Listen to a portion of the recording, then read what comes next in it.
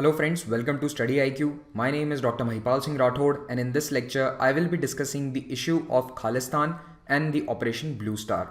We will discuss how the Khalistan movement started, what were the issues that led to its beginning, the rise and fall of the movement. Then we will discuss about Operation Blue Star, anti-Sikh riots in Delhi and other areas, then the militancy in Punjab that went on after Blue Star, and finally the current relevance of this topic and the latest news.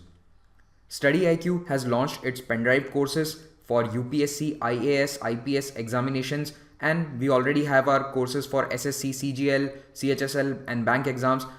You can now study from the comfort from your home without going to any metro cities. To know the details of these courses, call on these numbers or visit our website studyiq.com. Before beginning this lecture, I want to clarify a few things. Firstly, it is not my intention to hurt any religious sentiments by any words or images shown in this video. This lecture is only for educational purposes. Please do not form any political or religious connotations or assumptions after watching this video. The maps that I have shown here are only for representational purposes. They do not adhere to actual political boundaries. The first question that you should ask is, what exactly is Khalistan? The word Khalistan means the land of the pure. So there are few organizations and some people who want a Sikh nation, a separate country for the Sikh people, the religion, the followers of the religion Sikhism. So this is a Sikh nationalist movement that aspires to create a separate country. It will be called Khalistan. Where will this country be? Ideally, it should cover all the historical regions of Punjab. That includes the Punjab province of Pakistan as well as India and states of Haryana and Himachal Pradesh. So this is what Khalistan should ideally look like for the Khalistan movement people. I will begin with the history of Sikhism. Now you must all know that the founder of Sikh religion was Guru Nanak Dev in the 15th century. He was the first Guru of Sikh religion. So the fourth Guru was Guru Ramdas. He laid the foundation of the city of Amritsar, and he also started building that water tank, that water reservoir that you see around the Golden Temple. So it was he who started building the Sarovar. Then his son, the fifth Guru, Guru Arjan Dev, he constructed the Harmandir Sahib, that is commonly known as Golden Temple. And this was constructed in 1605, it was completed, and he installed the Adi Granth there. What is Adi Granth? It is the holy book of Sikhism that contains all the writings, all the sayings of Guru Nanak Dev.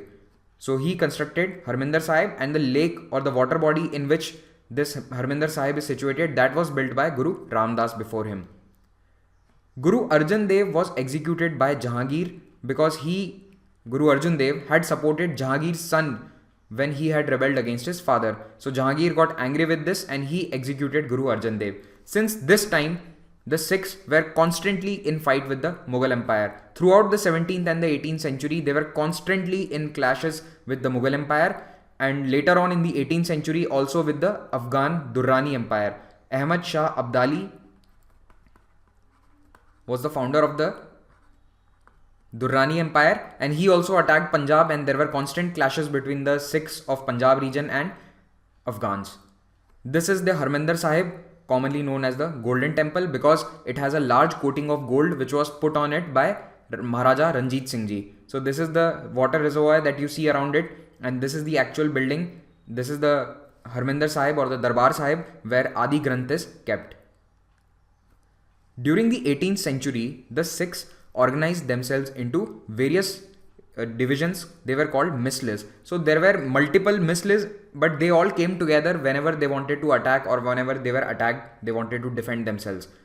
By 1799, Maharaja Ranjit Singh Ji of the Sukar Chakia Misl united all these different mislis into the Sikh Empire. So this yellow colored area that you see here, this was the greatest extent of the Sikh Empire under Maharaja Ranjit Singh Ji.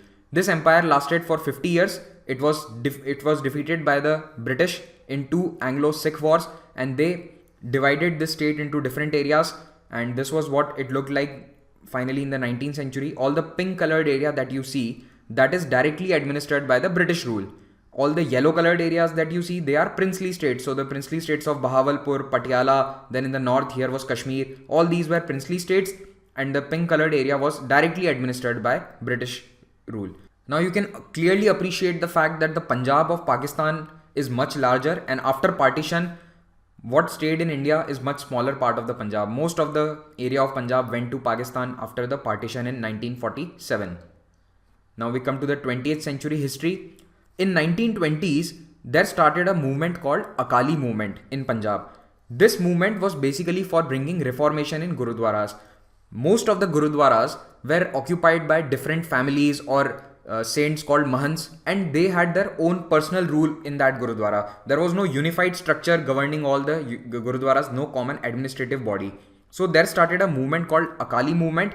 They removed all these Mahants from the Gurudwaras and overtook the administration, and a common body was formed. It was called SGPC, Shiromani Gurudwara Prabandhak Committee. You might have heard this name. Today also this is the body that administers the Gurudwaras in Punjab. And Akali Dal was the political arm of SGPC. So Akali Dal and SGPC both came out of this Akali movement. This was formed as a political party. This was the religious administrative body SGPC, Shiromani Gurudwara Prabandhak Committee. When partition was on the cards during 1940s, there was a demand by some of the Sikh leaders of this Akali movement that why should not Sikh people have their own country as well? If Muslims are getting Pakistan, why not Khalistan for the Sikhs? But the leaders of Congress, especially Jawaharlal Nehru, made them understand that this is detrimental to the entire region. If we bifurcate the nation further into Khalistan, India, then there is Pakistan. This will not be good for you. And this area of Punjab, you will have your control over it. There will be cultural integrity and all the power sharing agreements will be there. Do not worry, there will be a federal structure. At that time, a federal structure was on the cards. So the Sikh leaders agreed that okay, we will not ask further for this country of a separate nation of Khalistan. But when partition actually occurred, the Sikh people saw that the historic region of Punjab was divided between India and Pakistan. So the most damage was to their historic region and not to other parts of India. A lot of bloodshed took place during the partition. Why? Because migrations were happening. All the Sikhs living in Western Punjab in Pakistan now, they had to migrate to East Punjab in India. All the Muslims living here in East Punjab, they went away to West Punjab. So due to these migrations, a lot of riots going on, a lot of bloodshed. It was there from all the three sides, Hindu, Muslims and Sikhs. But there was a feeling in the Sikh people that we have suffered the most and not the other regions or other religions. So after independence, there was a demand from Sikh groups that at least make a Sikh majority state. But this demand was rejected by the States Reorganization Commission that was doing its work in the early 1950s. It submitted its report in 1956 and many of the new states were formed in 1956. They outrightly rejected the demand of a Sikh majority state. I will show you in the maps how this demand, what were the dynamics of this demand. And after this demand was rejected, there were various disputes regarding the rivers, irrigation resources, a lot of water disputes in Satluj and other rivers. This led to further demands for autonomy. The Sikh people said that no, we want our separate state. We should get autonomy from the center so that we can have full control of our own resources. In this map, you will see the changing political boundaries of the Punjab region. After independence, this is how Punjab looked. There were different regions like Punjab, Haryana and Himachal Pradesh. They were all together here. There were some princely states like Bilaspur. Then there was this Patiala and East Punjab States Union called PEPSU. So these were all together as one Punjab. Now in this region, this entire region, which religion is the majority? If you count all together, Hindus were in the majority here. What was the basis of States Reorganization Commission dividing the states? Language. Okay. Language was the basis of the division. Now what the Sikh people or the Akali leaders did, they very cleverly took religion out of this. Actually, they wanted a Sikh dominated area, but the demand that they made was on the basis of Punjabi language. They said that the Punjabi speaking people should have a different state, and their demand was genuine. All the states in India are majorly divided on language basis, like Andhra Pradesh, Maharashtra, they were all divided on language basis. So why not Punjab? But this demand was rejected by SRC. So this further angered the Akali leaders and they kept on demanding this separate region. Finally in 1956, Himachal Pradesh was separated. It was made a union territory. Now this is separate from Punjab. And by the time 1966 came, The demand was finally accepted. Punjab was made a separate state, and in this region, which religion is in majority? Now Sikhs are in majority, approximately 57 to 60% population is Sikh, rest is Hindu, around 38%, and 1 or 2% is Muslim population. And Haryana, which was mainly Hindi speaking region, Haryanvi dialect of Hindi is spoken here, that was separated, and Himachal Pradesh was also made a separate state in the 70s. So all these regions are now separated.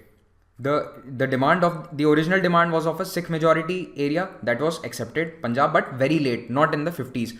It could have been given in 1950s as only by the States Reorganization Commission, but at that time it was not accepted. So you see that the language and religion are coming into play here. There's an interplay of language and religion. Another major point of contention was the issue of water resources. You can see initially the original Punjab during the British rule, it has many rivers originating here in this region only. See Chenab, then Ravi and Beas. These are all originating here. Satluj starts in China, in Tibet, but mostly the rivers are originating here. But after the division and Himachal Pradesh was separated, the source of the rivers went away in Himachal Pradesh, and Punjab became a lower riparian state. It is a lower riparian state now. So there were some disputes regarding the dams that were being constructed, like Bhakra Nangal Dam, the water disputes originated, then Satluj River dispute between Haryana and Punjab. So all these disputes started coming up. So again there was this resentment that we have not gotten justice. Punjab has been formed on the basis of language, and now it is a Sikh majority state. So the cultural practices, the traditions of Sikhism can be preserved by the government. But what about water resources? We have been cheated out of our water. This is what the feeling was developing in Punjab. Another reason was that despite having the low population percentage in the population of India, Sikhs are only about 2% of the Indian population. They had a very high percentage in the army. Around 8 to 10% army recruitment is from Sikhs. This also caused resentment. They said that we are giving service to the nation, but what are we getting in return? Our state is not getting water resources, we are not getting industries. Remember, the Green Revolution started in the 60s. So by the time the Green Revolution, actually the benefits of the revolution were seen in the late 70s or the mid 70s. Till that time, Punjab was not very prosperous. There was very less industrialization. Farming was still going on the old techniques. So there was this demand that we are not getting our just share of the country's resources. Then another factor was the diaspora. What is diaspora? These are the people of India or the Sikh people who are living in other countries, in foreign countries. There is a large Sikh diaspora present in UK, Canada and USA. Due to many reasons, there was migrations during the British rule as well as 1950s. Many Sikhs went away to UK, Canada for work, and this diaspora was used by the leaders of Khalistan movement. Some of the leaders, not all of them, but some leaders, especially Jagjit Singh Chauhan, they used these diaspora, the people living in foreign countries, for donations. They started a donation drive in 1970s. They also declared a separate country of Khalistan in 1971 in New York Times. They gave an ad in New York Times in New York that now Khalistan is a separate country. A new currency was released in 1980. All this was done by some leaders. Remember, not all the leaders of Akali Dal. There are various differences among the leaders of Akali movement as well. This was mainly few splinter groups, but they had quite a lot of support. Important point to remember, Akali Dal has never wanted a separate country. Officially, on paper, Akali Dal has never asked for a separate country, but they have been continuously asking for more autonomy. There is a difference between autonomy and a separate country. There might be few leaders of Akali Dal here and there who might have given statements that yes, we support Khalistan or we want a separate country, but majorly, most of the leaders of Akali Dal have never wanted a separate country. This is a very important point to remember. Indian government was not very serious. Indira Gandhi was once asked that what do you think about the Khalistan movement? She said that this movement is going on in UK and Canada. It has got nothing to do with India and Indian Sikhs. So this is how she just brushed the matter away. Now we will talk about the Anandpur Sahib resolution. Anandpur Sahib is a place in Punjab. All the Akali leaders met there in 1973 and they brought few demands to the central government. There were various political, economic and social issues. All these issues that are going on since 50s and 60s, they decided to pen them down and give it to the government. The major motivation behind the resolution was safeguarding of the Sikh identity.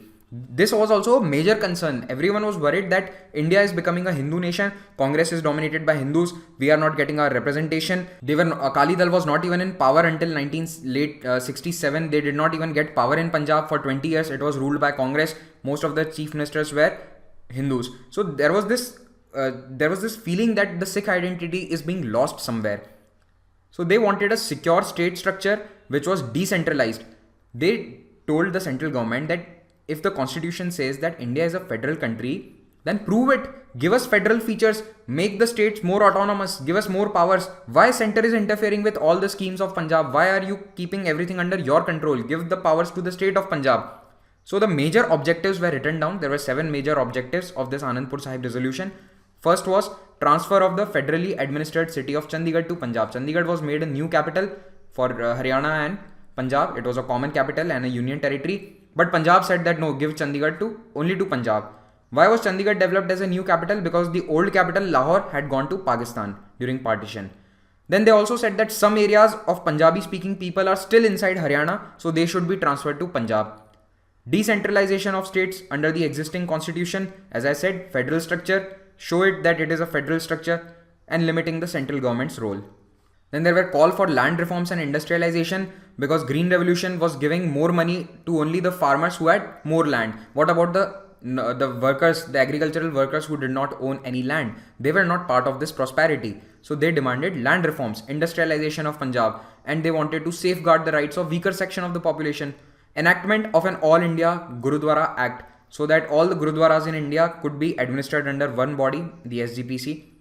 Protection of minorities, that means the Sikh minorities residing outside Punjab but within India, it means in other states. Finally, there was a demand to revise the government's recruitment quota, which restricted the number of Sikhs in armed forces.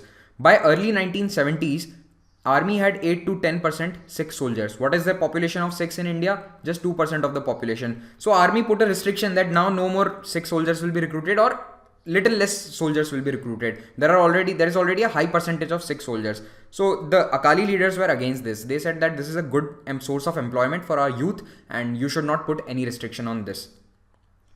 This resolution was largely forgotten until raised by Bhindranwale and Akali Dal again in 1982. So it was passed in 73, but the demand subsided by late 70s. Everyone forgot about this. Again in 82, to rally the people of Punjab together, Bhindranwale and Akali Dal started a Dharm Yuddh Morcha, and they said that Anandpur resolution demands should be met. Indira Gandhi considered this Anandpur resolution as a secessionist document. She said that this document is talking about separation from India. So she outright rejected all the demands. She did not pay any attention to these. This is I am talking about 1970s. Okay, this is about 1970s. Now we will come to the phase of Khalistan movement when Bhindranwale emerged as a very powerful and a popular figure. In 1975, Indira Gandhi started emergency and it continued till 1977. In the elections of 1977, Congress lost power both in the center as well as in Punjab. Both the places they lost power, and Janata Party government came to power in the center. And who came to power in Punjab? The Akali Dal. Okay, it was also a constituent of the Janata Party. They were also supporting Janata Party in the center. So Akali Dal government was formed in 1977 in Punjab. Now Congress felt, this was from 77 to 80. Okay, now Congress felt that we need some figure, some charismatic figure that could take away the votes of the Sikhs away from Akali Dal and bring all those votes towards Congress. So what should we do? This is when Gyani Zail Singh was the chief minister of Punjab during 1970s, from 72 to 77, if I'm not wrong. So for a long time period, he was an important leader of Congress in Punjab. He was a Sikh himself, Gyani Zail Singh. Later he became the president of India. So Zail Singh, 72 to 77, he was the chief minister. He lost power in 77 elections. He gave this idea to Sanjay Gandhi, the son of Indira Gandhi, that we should bring forward this guy called Bhindranwale. He is a very charismatic figure and he's an up and coming personality. Let us start supporting him. This is how Bhindranwale gained prominence. His full name was Jarnail Singh Bhindranwale. He is often known as Sant Jarnail Singh Bhindranwale because he was a religious scholar. So he was a saint according to the religious philosophies. He had studied them and he had studied the religious scriptures at Damdami Taksal. This is a very important seat of religious learning around 40 kilometers away from Amritsar, Damdami Taksal. It has been there since 300 years, since the time of Guru Gobind Singh Ji. He became the head of this place in 1977. He had himself studied here and he became the head in 1977. So he was an orthodox Sikh and he was the leader of Damdami Taksal by 1977. He first came to prominence when he opposed Nirankari Sikhs, and there were some clashes between the Orthodox and the Nirankari Sikhs in 1978. Around 13 or 15 people died in these clashes. Who are Nirankari Sikhs? See, there is a different sect, they are a different sect of Sikhism who believe that when Guru Gobind Singh Ji, the 10th Guru, he said that now there will be no human being as the 11th Guru. The book Guru Granth Sahib, that will be the 11th Guru. The book will be the 11th Guru, and this will be for times to come. No human being will become the Guru of Sikh. The Nirankaris do not believe in this philosophy. They say that after Guru Gobind Singh Ji, there can be an 11th Guru who can be a human. So this is the basic difference in the philosophy. They are also Sikh, but they are a different sect of Sikhism.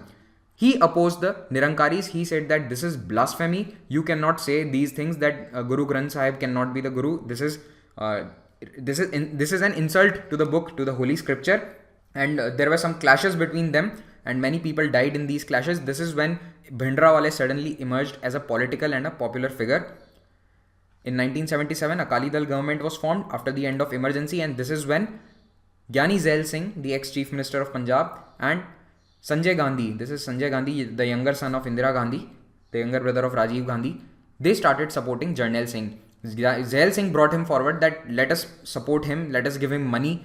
So Bhindranwale was given money to oppose the Akali faction. In 1978, there were elections in SGPC and Bhindranwale put up his own contestants for these elections. They were supported by Congress. The Akali Dal talks about Sikh nationalism. They also talk about Sikhism. They consider themselves to be the guardians of the Sikh politics. But Bhindranwale is going more extreme. He is talking about further extremist view. He is saying that Akali Dal has gone soft, they have gone too liberal, and this will not do. I am the new brand of Sikh politics. The entire concept of Bhindranwale getting powerful in politics was due to this scheme of Congress politicians, mainly Sanjay Gandhi and Gyani Zail Singh. They thought that we could control this guy. They had not dreamt in their wildest dreams that this person will lead to the downfall of the entire government and the assassination of a Prime Minister, Mrs. Indira Gandhi. This is Jarnail Singh Bhindranwale, the saint soldier. He started as a saint, but he ended up as a soldier. Wherever he went, he had followers with guns as bodyguards. So you can see he's showing his power, his muscle power everywhere he went.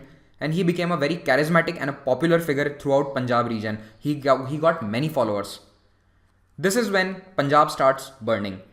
In 1980, there were elections again. The Janata Party government fell. Who came to power? Again, Congress. Indira Gandhi storms to power in 1980 in the center. And in Punjab also, the Congress government was formed. Who was the chief minister? Darbara Singh. Now this Darbara Singh did not like the activities of Jarnail Singh Bhindranwale. He was against giving position, power and any kind of support to Bhindranwale. So he told the Central Congress leadership that why are you supporting this person? He is an extremist. But he was overruled by Gyani Zail Singh, who was a senior leader. Now Zail Singh was called to the center. He was made a minister in the central government. He was a very senior Congress leader. And also Sanjay Gandhi had started supporting Bhindranwale. So they did not want to remove that support. But Darbara Singh, the Congress chief minister of Punjab, was against his activities. Jarnail Singh Bhindranwale's activities. In 1980, Baba Gurbachan Singh, who was the leader of the Nirankaris, he was murdered. He was assassinated. And behind this murder, it was said that the supporters of Bhindranwale are behind this murder, and Bhindranwale himself was accused of this murder, but he was not arrested. No case was registered against him. Then in 1981, census started in India. Every 10 years there is a census. At this time, the issue of language again came to the fore. What is the issue of language? In census, you are asked what is your mother tongue. You have to mention it in the census form that what is your mother tongue. So during this census, the editor of Punjab Kesari newspaper, Lala Jagat Narayan, he was a Hindu. He started writing that people should put Hindi as their mother tongue. The Hindus of Punjab should give Hindi as their mother tongue and not Punjabi. While the Akali Dal leaders and the Khalistan movement people were continuously saying that all the people in Punjab, whether they are Sikh, whether they are Hindu, they should write Punjabi as their mother tongue. So they were asking people to write Punjabi as their mother tongue so that the cause of Punjabi is further strengthened. They wanted Punjabi cultural heritage to be preserved. There was also a demand for Punjabi to be given the official language status in Haryana and Delhi. So this started some tensions between Hindus and Sikhs. As I told you, Punjab has 60% Sikh population, 38% Hindu, sizable minority. Lala Jagat Narayan was murdered. He was killed because he wrote all these things in his newspaper. Lala Jagat Narayan's murder worsened the condition of Punjab. Punjab had now started burning. Bhindranwale finally was arrested because this murder was also done by Bhindranwale's supporters. The terrorists that had done this murder, they were followers of Bhindranwale. He was finally arrested after a lot of protests because of the Gurbachan Singh murder and Lala Jagat Narayan's murder.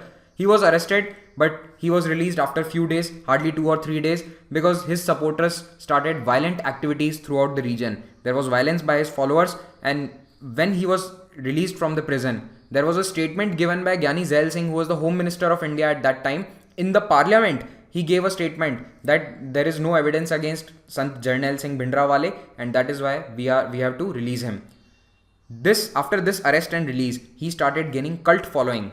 He got many followers after this. Already he was a popular figure and he became a renowned figure throughout India after this arrest and release. He once told a newspaper reporter that I could not have achieved all this fame and popularity in many years of my work, what this 2 days of arrest and release gave me. This arrest has not just gave me popularity, it has also strengthened my cause. Now the Akali leaders saw that this person who is talking about Sikh nationalism, about Khalistan, he is gaining prominence and he is getting ahead of us, Akali Dal. So they joined hands with him for a new movement which was called the Dharm Yuddh Morcha. So in 1982, Bhindranwale and Akali Dal, the leader of Akali Dal was Sant Harchand Singh Longowal. Remember this name. They formed a joint committee and they started a Dharm Yuddh Morcha. What was this? It was an agitation for adoption of Anandpur Sahib Resolution. Now that Anandpur Sahib Resolution signed in 1973 was brought back to the front news, all the Akali leaders, Bhindranwale, his followers, they all started asking the central government to accept the demands of Anandpur Sahib Resolution, and for this they started the Dharm Yuddh Morcha. There was a heavy crackdown by the Congress government, Darbara Singh government, because he did not like the activities of Bhindranwale. Around 100 young people died during these crackdowns and more than 30,000 Sikhs were arrested while this agitation was going on. So this started in 1982. In November 82, Asian Games were to be held in New Delhi, and these protesters of Dharm Yuddh Morcha, they threatened the central government that if you do not accept our demands, we will come to Delhi and we will protest there. We will disrupt the Asian Games. This led to the police being very active at the Punjab and Haryana border. Anyone who was coming from Punjab towards Haryana or Delhi was frisked. What do you mean by frisking? It is checking a person very thoroughly. As you go into an airport, you might have seen you are frisked at airports and some nowadays even malls and multiplex theatres. So this frisking of Sikhs at the Punjab border, it was selective frisking. The Hindus who were coming in, they were not frisked. Anyone wearing a turban, a Sikh person, he was frisked because they thought that he is going to Delhi for agitation. So this frisking angered the Sikhs further. During this frisking, many senior army generals and commanders were also frisked. It angered them as well. A very senior Air Force officer was frisked when he was going on official duty. In April 1983, an IPS officer, a senior IPS officer, he was a DIG, A.S. Atwal, was killed on the steps of Golden Temple. Now, A.S. Atwal was leading this crackdown by the government. He was one of the senior police officers who was leading this crackdown on the protesters of Dharm Yuddh Morcha. He was murdered on the steps of Golden Temple, the holiest place in the Sikh religion. But Bhindranwale had become so powerful that the police was fearing him. For 2 hours, A.S. Atwal's dead body lay on the steps of Golden Temple. No one had the courage, no police person had the courage to go inside and pick up his body because they all thought that whoever goes inside, he will be killed as well. The terrorists who had killed A.S. Atwal had simply walked into Golden Temple and they were still sitting inside. Many of Bhindranwale's supporters were now living inside the Golden Temple complex. They had weapons, they always walked around with guns. So this is the situation, the deteriorating situation of Punjab. Things further worsened in October 83 when 6 Hindu bus passengers were killed. The terrorists got onto a bus and they took out all the Hindu passengers, they separated them and they were murdered using AK-47s. So this finally got the central government out of its sleep. It imposed the president's rule in the state of Punjab. It means state emergency, president's rule. But Darbara Singh was not happy. Darbara Singh said that I am telling you since 3 years that Bhindranwale and his activities have to be curtailed, they have to be stopped. You did not listen to me. The Central Congress leadership did not pay heed. Now you are removing my government because the situation is worsening. Whose fault is this? So Darbara Singh wanted to stop Bhindranwale, but his government was removed. Even after the president's rule, there were killings of Hindus in rural areas of Punjab. They were offloaded from buses or they were selectively killed. In such a scenario, we will come to the Operation Blue Star. This is a map of the entire Golden Temple complex, the Harmandir Sahib. You can see this is the Darbar Sahib in between. It is situated in the center of this water body. And this is Akal Takht. This building is... Bhindranwale had taken up his position inside this complex by 1983. Militants started gathering weapons and ammunition inside the Harmandir Sahib. Bhindranwale, who was already living in one of the buildings of the Golden Temple complex, on 15 December 1983, he took control of the Akal Takht. Akal Takht is one of the most important structures in Sikhism. Originally it was a 9 feet high throne or a seat. Takht means a seat, a throne. This throne or seat represents the political and temporal power of Sikhism. This is where the authority or the political power of the leaders of Sikh religion is derived from. This is the Akal Takht as it looks today, and it has been built upon later by other rulers like Maharaja Ranjit Singh Ji. So Akal Takht was captured by Bhindranwale. Finally, this got Indira Gandhi's attention. Her advisors started telling her that Bhindranwale has become a big problem now. There are a lot of Hindu and Sikh clashes going on. There is a lot of tension in Punjab. If you remember, from 81, 82, the killings had been going on. By early 84, the situation was so bad that in the first 5 months of 1984, about 300 people were killed in various terrorist activities, clashes, murders that had been carried out by Sikh extremists. Finally, in 1984, Indira Gandhi decided that it is time to negotiate with Bhindranwale and Akali leaders. So she sent a proposal. Narasimha Rao, the future Prime Minister of India, a senior Congress leader, he was sent to talk to the Akali leaders, and the Akali leaders went and talked to Bhindranwale. But Bhindranwale outrightly rejected all the proposals. He accused the Akali leaders that you are doing all this for political power. You want to be the chief minister and you want to form the government. That is why you are negotiating with the Congress government. I will not accept any of the demands. These are all wrong. Indira Gandhi is not accepting our Anandpur resolution completely, so I will not accept. So this negotiation was tried. It is not that Indira Gandhi and the government did not try negotiating. They did try. In fact, in February 1984, they even tried to kidnap Bhindranwale. They had a plan to kidnap Bhindranwale, but finally that plan was aborted. So in 83, 84, the tensions between Hindus and Sikhs started rising in Punjab as well as other states like Haryana. Killings of Hindus and Sikhs, desecration of Gurudwaras in Haryana took place. Under such conditions, on 1st June 1984, Indira Gandhi put Punjab under a curfew and a communication blockade. What do you mean by communication blockade? All the phone lines, the telegraph lines, they were stopped. All the highways were blockaded. No one could enter Punjab, no one could leave. The trains going to Punjab, the major trains, they were stopped. Army and paramilitary started taking over. And she announced on the radio and on television on 1st June that I am ready to talk. The extremists that are living inside the Harmandir Sahib complex, they should talk to us, they should negotiate. But actually the plan was already in progress for Operation Blue Star. All the news reporters inside Amritsar were asked to leave. And if you know Brahma Chalani, he is a very famous international relations expert. He was one of the only correspondents that was still in Amritsar when Operation Blue Star took place. All the other news reporters were asked to leave. So there was no news about what is going on in Amritsar for many days. The people, the world outside did not know exactly what happened for 3 days. All the news came out later. So Operation Blue Star, some say that it began on 1st June when the announcement was made by Indira Gandhi and it ended on 8th June. But the actual phase was just from 3rd to 6th June. What was the objective of this Operation Blue Star? To flush out the militants, the extremists, the terrorists that were led by Bhindranwale, who were holed up inside the Akal Takht. He was mainly living in Akal Takht, okay, not in the Darbar Sahib, Bhindranwale and his supporters. But his supporters were all over the Golden Temple complex. On 3rd June 1984, it was the anniversary of the martyrdom of Guru Arjan. He was the founder of the Golden Temple complex. So the crowd was more than usual because it was the anniversary of Guru Arjan's death. So on that day, the army decided to blockade the Golden Temple. Army announced on loudspeakers for all the pilgrims who had come to the Golden Temple to just walk out. There is going to be an operation. They asked the militants to surrender continuously. But the pilgrims were stopped from leaving by Bhindrawale's men. Why? They wanted to make them human shields. They wanted to use them as human shields later on. So many pilgrims came out, most of them did not. Some were fearful of the army. They did not what they thought, that if we go out, the army will kill us, thinking that we are Bhindrawale's supporters.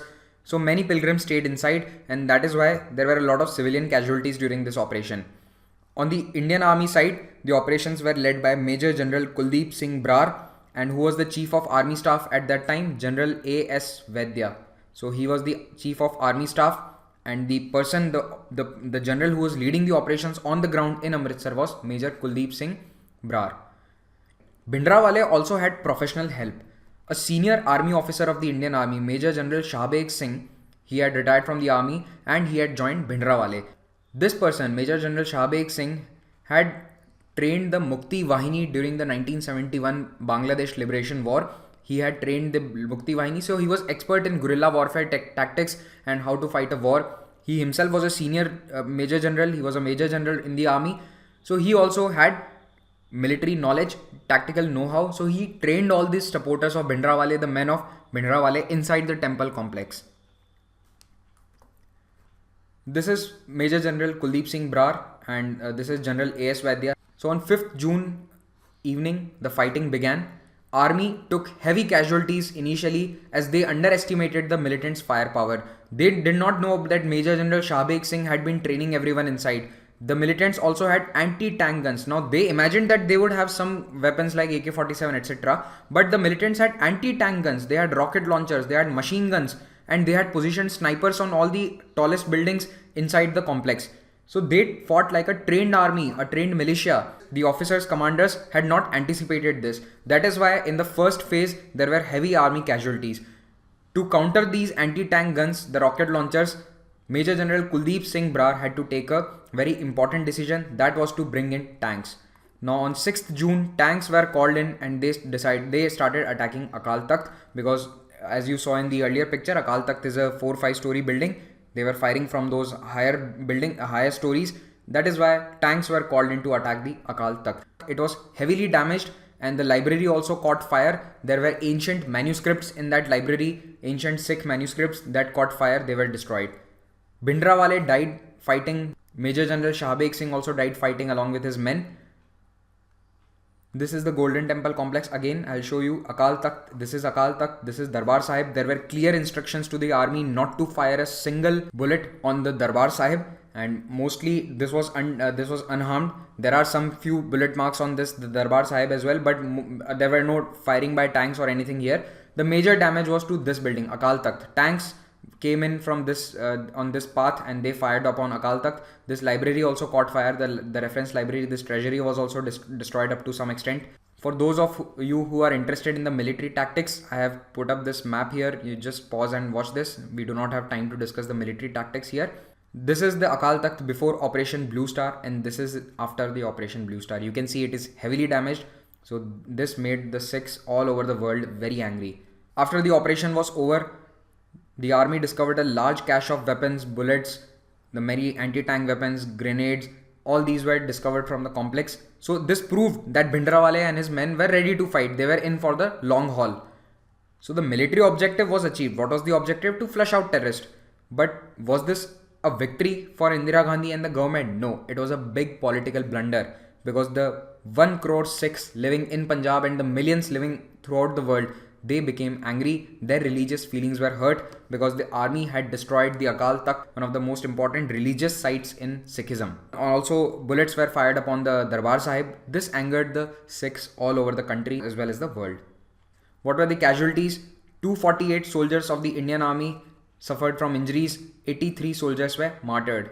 500 militants or supporters of Bhindrawale were killed during this operation.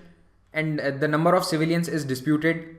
Some say that the number of civilians was more than 1,000 who were killed, but the army disputes that. They say that they were not civilians, they were mostly supporters of Bhindrawale, they were fighters, they were militants.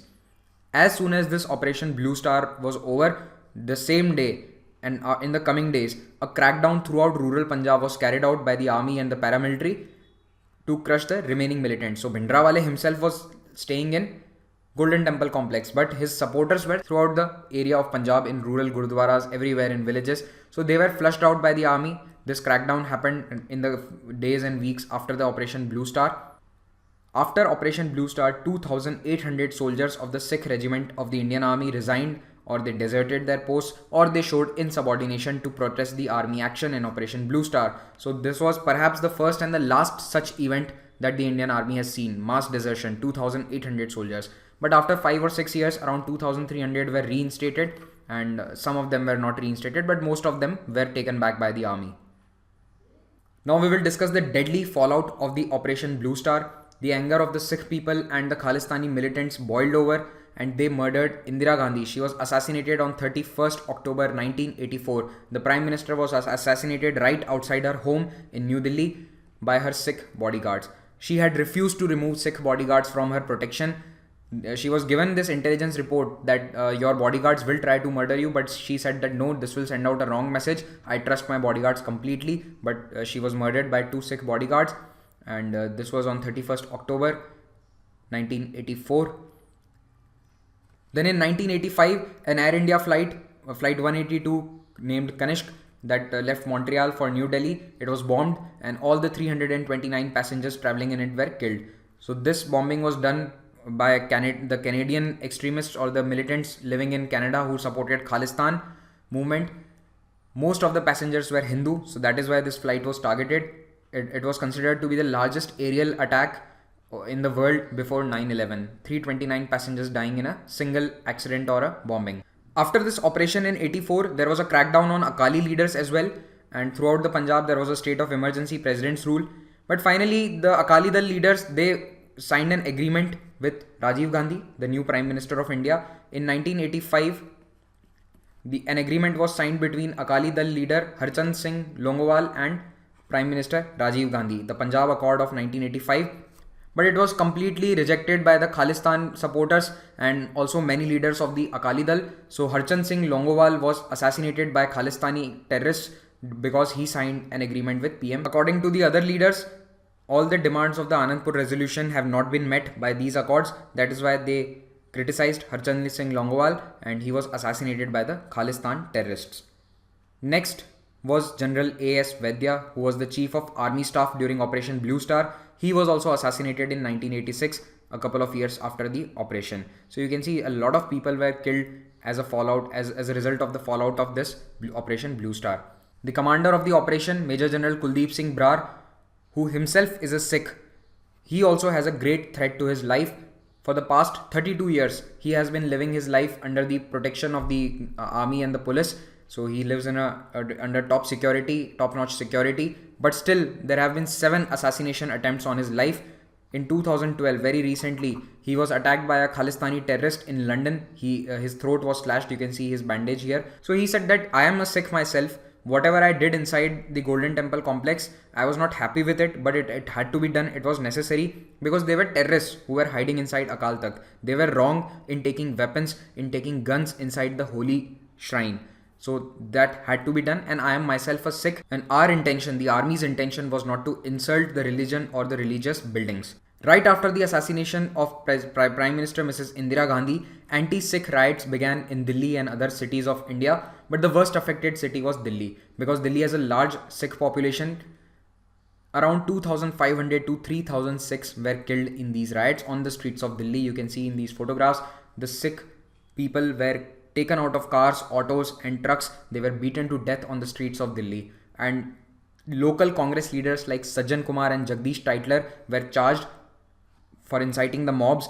It is said that they incited these riots and the mobs. They gave lists from the election commission to the people, to the mob that this is the list, these are the addresses of the Sikh people, go to their homes and kill them. So such charges were put upon them. The cases are still ongoing. They have been accused in the lower courts. They were once dismissed, but again the case is going on in the High Court. But still Congress gave them positions of ministership. Later they were removed from the minister position when the decision came in the lower courts. These are few pictures from the anti-Sikh riots on the streets of Delhi. Even the then Prime Minister, the newly elected Prime Minister Rajiv Gandhi, gave a very controversial statement.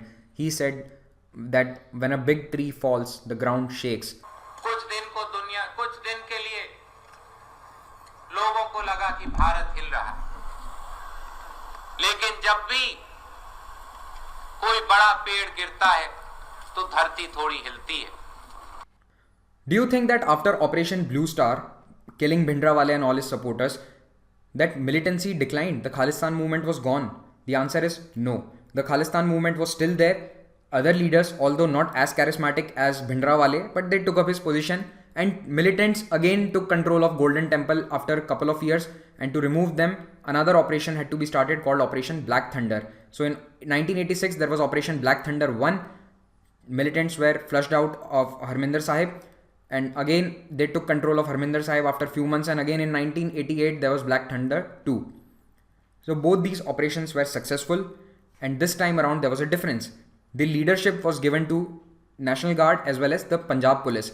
IPS officer KPS Gill, he was a very senior IPS officer. He was given command of these operations, and National Security Guard, the NSG, was called in. Can you tell me in the comment section what was the year and what was the event that led to the formation of the National Security Guard in India? During these operations, there was full media presence allowed. Unlike before in Blue Star, there was no media blockade, there was no communication blockade, and no damage was done to the sacred buildings. Utmost care was taken of this fact, that no damage to any sacred buildings. So these are the Operation Black Thunder. This is the biography of KPS Gill. He died in 2017. That is why this is relevant. The book is called Paramount Cop, and it is not an autobiography. It is written by Rahul Chandan. After Blue Star, Black Thunder, still there was militancy in Punjab. It did not subside. For 10 years after Blue Star, militancy continued. There was president's rule for almost 10 years. In 83, the president's rule started. It was there till 1992. For a short period of time, 85 to 87, there was no president's rule. Elections were held in 85. The Akali Dal came to power. But again, due to the militancy, this government was removed. President's rule was imposed. During this time, a new thing started.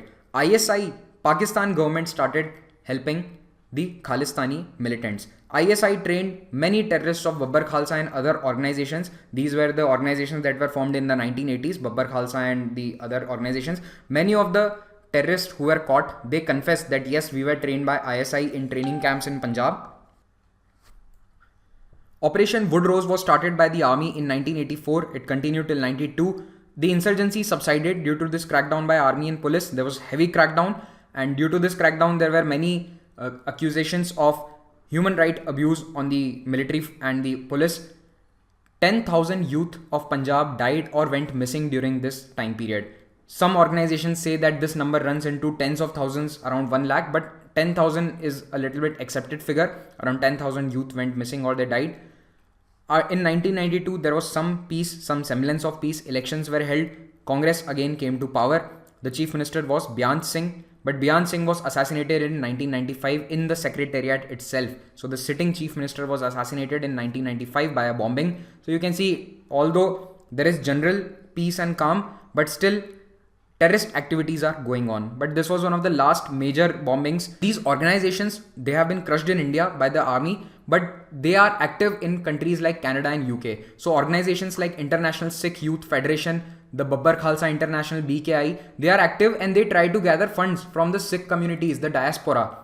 Also, some Canadian leaders have attended events in which Babbar Khalsa or the images of Bhindranwale or the Khalistan slogans have been put forward. This has irked the Indian government. As recently as May 2017, there was an event in Canada where Justin Trudeau, the Prime Minister of Canada, took part in that event, where you can see Jarnail Singh Bhindranwale, then Major General Shahbeg Singh, they have been glorified. And there were also chants of Khalistan, and Justin Trudeau was seen attending this event. So this has irked the Indian government. The Defense Minister of Canada, Mr. Harjit Sajjan, he is said to be a Khalistan sympathizer. He has supported the cause of Khalistan, and it is said that he was initially, earlier in the 1980s and 90s, he was involved with these groups. He is now the Defense Minister of Canada. When he visited Punjab in April, he was not greeted by the Chief Minister, by none of the ministers of the state. Captain Amrinder Singh, the Chief Minister of Punjab right now, he refused to meet him because of his ties to Khalistan movement. So this is the topicality of this issue. This issue has been in the news. It is relevant. A mains question could be framed on this. I hope you understood the topic. Kindly give me your feedback in the comment section. Thank you for watching this. Have a good